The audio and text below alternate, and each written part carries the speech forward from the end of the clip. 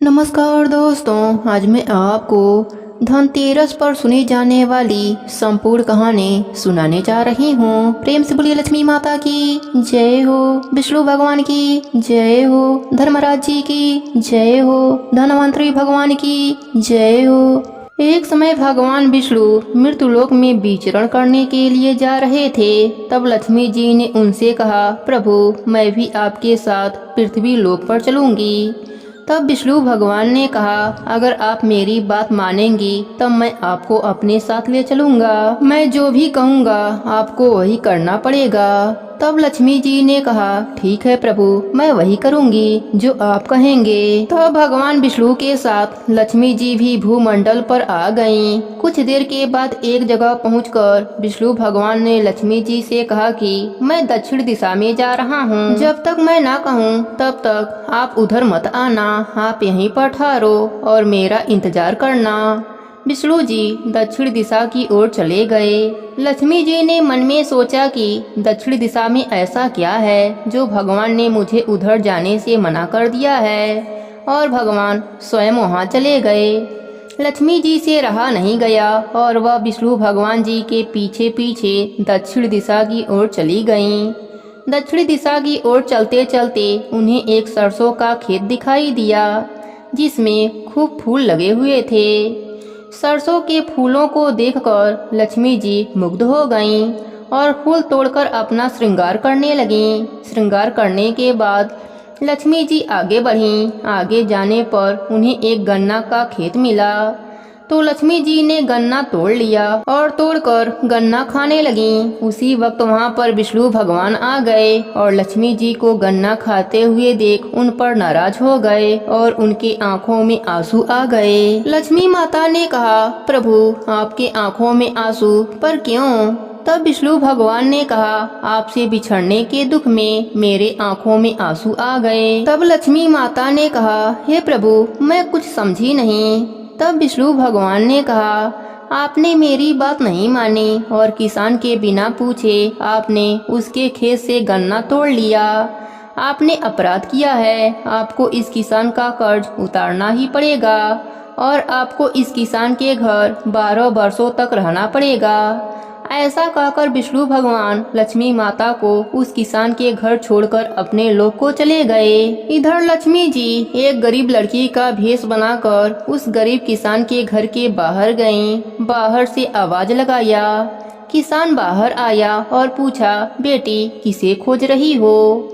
तब लक्ष्मी माता ने कहा, मुझे कोई काम दे दीजिए, मेरा कहीं भी ठिकाना नहीं है। उस किसान की पत्नी और 3 बच्चे भी थे। उनका गुजारा बहुत मुश्किल से होता था, परंतु किसान बहुत ही दयालु था। वह उस गरीब कन्या को घर में ले गया और अपनी सारी बात अपने पत्नी को बताई। उसकी पत्नी भी बहुत दयालु स्वभाव की थी। उसने बचा हुआ भोजन दिया और सोने के लिए फटा पुराना बिस्तर बिछा दिया। लक्ष्मी माता उस गरीब किसान के घर में काम करने लगीं और उस छोटे से खेत में भी काम करती थीं। लक्ष्मी माता के रहने से उस किसान का कारोबार बढ़ने लगा। कुछ ही दिनों में वह सेठ कहलाने लगा। वह गरीब किसान इसका सारा श्रेय उस गरीब कन्या को देता था और उस कन्या को अपनी बेटी जैसा प्यार देता था। माता लक्ष्मी उस किसान के घर 12 वर्षों तक बड़े ही आनंद से रहीं। 12 वर्षों के बाद लक्ष्मी माता का जाने का समय आ गया। विष्णु भगवान लक्ष्मी जी को लेने के लिए किसान के घर आए। लक्ष्मी माता विष्णु भगवान के साथ जाने के लिए उस घर से निकली। तब तक किसान की आंखें खुल गई और वह बाहर आया। एक सुंदर दिव्य स्त्री को देखा। वह पहचान गया, यह मेरी मुंहबोली बेटी है। तब तक किसान की पत्नी बच्चे भी बाहर आ गए। सब माता लक्ष्मी और विष्णु भगवान के दर्शन किए। किसान ने माता लक्ष्मी से क्षमा मांगने लगा। लक्ष्मी माता ने कहा, मैं तो सिर्फ अपना कर्ज उतार रही थी, उसमें तुम्हारा कोई भी दोष नहीं है। किसान ने लक्ष्मी माता के पैर पकड़ लिया और कहा, मैं आपको कहीं भी जाने नहीं दूंगा। तब भगवान विष्णु ने किसान से कहा, लक्ष्मी जी को कोई भी नहीं रोक सकता, यह कहीं नहीं ठहरती। वह तो तुम्हारा कर्ज उतारने के लिए तुम्हारे घर पर रहीं। अब तुम्हारा कर्ज समाप्त हो गया है। लेकिन किसान हठपूर्वक कहा, नहीं, मैं इन्हें कहीं भी जाने नहीं दूंगा। तब लक्ष्मी जी ने कहा, हे किसान, तुम मुझे रोकना चाहते हो तो मैं जैसा कहूँ वैसा करना। कल धनतेरस है, तुम घर को लीप पोत कर स्वच्छ रखना, रात्रि में घी का दीपक जलाकर रखना, शाम को मेरा पूजन करना और एक तांबे के कलश में रुपए भरकर मेरे लिए रखना। मैं उसी कलश में निवास करूंगी, किंतु पूजा के समय मैं तुम्हें दिखाई नहीं दूंगी। इस एक दिन की पूजा से हमेशा मैं तुम्हारे घर में विराजमान रहूंगी। यह कहकर लक्ष्मी माता अंतर ध्यान हो गईं। अगले दिन किसान माता के कहे अनुसार पूजा किया। उसके घर में कभी भी अन्य धन की कमी नहीं हुई। हे लक्ष्मी माता, जैसे आपने किसान पर अपनी कृपा करी, उसी तरह अपने सभी भक्तों पर अपनी कृपा सदा ही बनाए रखना। सबके घर अन्य धन का भंडार भरना। प्रेम से बोलिए लक्ष्मी माता की जय हो, विष्णु भगवान की जय हो, कार्तिक मास की जय हो। एक बार यमदूतों ने धर्मराज जी को बताया कि महाराज, अकाल मृत्यु से हमारे मन भी पसीज जाते हैं। धर्मराज जी ने द्रवित होकर कहा, क्या किया जाए? विधि के विधान की मर्यादा हेतु हमें ऐसा अप्रिय कार्य करना पड़ता है। धर्मराज जी ने अकाल मृत्यु से बचने का उपाय बताते हुए कहा कि धनतेरस के पूजन एवं दीपदान को विधि पूर्वक अर्पण करने से अकाल मृत्यु से छुटकारा मिल सकता है। जहाँ जहाँ जिस जिस घर में यह पूजन होता है, वहाँ अकाल मृत्यु का भय नहीं रहता है। इसी घटना से धनतेरस के दिन धनवंतरी पूजन सहित यमराज को दीपदान की प्रथा का प्रचलन हुआ। प्रेम से बोलिए धर्मराज जी की जय हो। धनतेरस से जुड़ी कथा है कि कार्तिक कृष्ण त्रयोदशी के दिन देवताओं के कार्य में बाधा डालने के कारण भगवान विष्णु ने असुरों के गुरु शुक्राचार्य की एक आंख फोड़ दी थी। कथा के अनुसार देवताओं के राजा बलि के भय से मुक्ति दिलाने के लिए भगवान विष्णु ने वामन अवतार लिया और राजा बलि के यज्ञ स्थल पर पहुंच गए।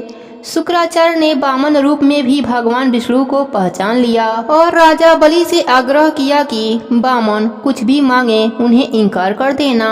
वामन साक्षात भगवान विष्णु हैं, जो देवताओं की सहायता के लिए तुमसे सब कुछ छीनने के लिए आए हैं। बलि ने शुक्राचार्य की बात नहीं मानी। वामन भगवान द्वारा मांगी गई 3 पग भूमि दान करने के लिए कमंडल से जल लेकर संकल्प लेने लगे। बलि को दान करने से रोकने के लिए शुक्राचार्य राजा बलि के कमंडल में लघु रूप धारण करके प्रवेश कर गए। इससे कमंडल से जल निकलने का मार्ग बंद हो गया। भगवान वामन शुक्राचार्य की चाल को समझ गए। भगवान वामन ने अपने हाथ में रखे हुए कुश को कमंडल में ऐसे रखा कि शुक्राचार्य की एक आंख फूट गई। शुक्राचार्य छटपटाकर कमंडल से बाहर निकल आए। इसके बाद बलि ने 3 पग भूमि दान करने का संकल्प ले लिया। तब भगवान वामन ने अपने एक पैर से संपूर्ण पृथ्वी को नाप लिया और दूसरे पग से अंतरिक्ष को। तीसरा पग रखने के लिए कोई स्थान नहीं होने पर बलि ने अपना सिर वामन भगवान के चरणों में रख दिया। बलिदान में अपना सब कुछ गंवा बैठा। इस तरह बलि के भय से देवताओं को मुक्ति मिली और बलि ने जो धन संपत्ति देवताओं से छीन लिया था, उससे कई गुना धन संपत्ति देवताओं को मिल गई। इस उपलक्ष्य में भी धनतेरस का त्योहार मनाया जाता है। इस कथा को सुनने से धन आने के सारे रास्ते खुल जाते हैं। प्रेम से बोलिए विष्णु भगवान की जय हो। शास्त्रों में वर्णित कथाओं के अनुसार समुद्र मंथन के दौरान कार्तिक कृष्ण त्रयोदशी के दिन भगवान धन्वंतरी अपने हाथों में अमृत कलश लेकर प्रकट हुए। मान्यता है कि भगवान धन्वंतरी विष्णु भगवान के अंश अवतार हैं। संसार में चिकित्सा विज्ञान के विस्तार और प्रचार के लिए ही भगवान विष्णु ने धन्वंतरी का अवतार लिया था।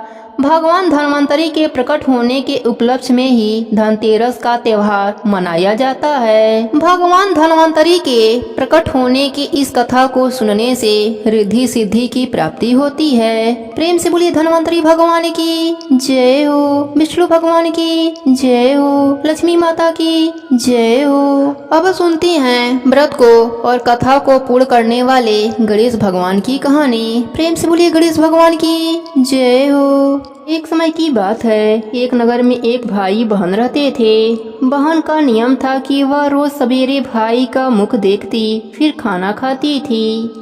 बहन की शादी हो गई, पर बहन अपना नियम नहीं छोड़ा। वह रोज सुबह अपने भाई के घर आती और भाई का मुख देखती, फिर खाना खाती थी। रास्ते में एक पीपल के पेड़ के नीचे गणेश जी की छोटी सी मूर्ति रखी हुई थी। उसके सामने बहन हाथ जोड़कर कहती, हे प्रभु, मेरे जैसा अमर सुहाग और मेरे जैसा अमर पिहर सबको देना। इस तरह से वह अपना नियम निभाती थी। एक दिन भाई के घर जाकर बैठ गई। तब भाभी ने पूछा, बाई जी, पैरों में क्या हुआ है? बहन ने कहा, भाभी, जंगल के रास्ते में कांटे उग गए हैं, वही पैरों में चुभ गए हैं। ऐसा कहकर वह वापस अपने घर आ गई। भाभी अपने पति से बोली कि रास्ता साफ करवा दो, आपके बहन के पैरों में कांटे चुभ जाते हैं। भाई ने कुल्हाड़ी लेकर सारे झाड़ी काट दिए, रास्ता एकदम साफ कर दिया, जिसमें गणेश भगवान का स्थान भी हट गया। यह देखकर गणेश भगवान नाराज हो गए और उसके प्राण हर लिए। जब लोग उसे अंतिम संस्कार के लिए ले जाने लगे तो भाभी रोती हुई बोली, रुक जाइए आप लोग, मेरी ननद अभी आती होगी, उसका भाई का मुख देखने का नियम है। सब गांव वाले बोले, आज तो देख लेगी, पर कल कैसे देखेगी?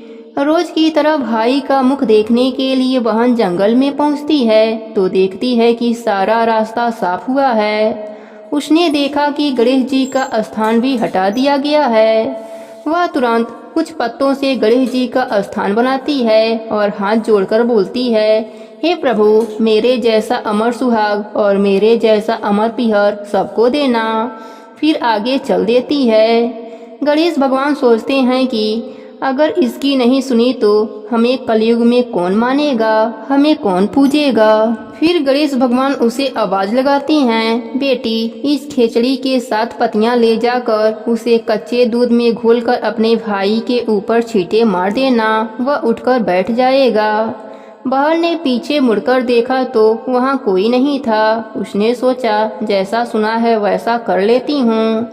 उसने 7 पत्तियां लेकर भाई के घर पहुंची। उसने देखा कि वहाँ कई लोग बैठे हैं। भाभी रो रही है, भाई का लाश रखा है। बहन घर के अंदर गई, दूध की चेरी ले आई, उसमें पत्तियां मिलाई और भाई के शरीर पर छींटे मारे। भाई उठकर बैठ गया और बोला, आज तो बहुत अच्छी नींद आई थी। बहन बोली, ऐसा नींद किसी दुश्मन को न आए, और उसने सारी बात भाई को बताई। सब लोगों ने गणेश भगवान का जयकारा लगाया। हे गणेश जी महाराज, जैसे आपने उस लड़की को अमर सुहाग और अमर पिहर दिया, वैसे ही अपने सभी भक्तों पर अपनी कृपा बनाए रखना। कहानी अधूरी हो तो पूरी करना, पूरी हो तो मान रखना, सबके व्रत को पूर्ण करना। प्रेम से बोलिए गणेश भगवान की जय हो, भोलेनाथ की जय हो, पार्वती माता की जय हो।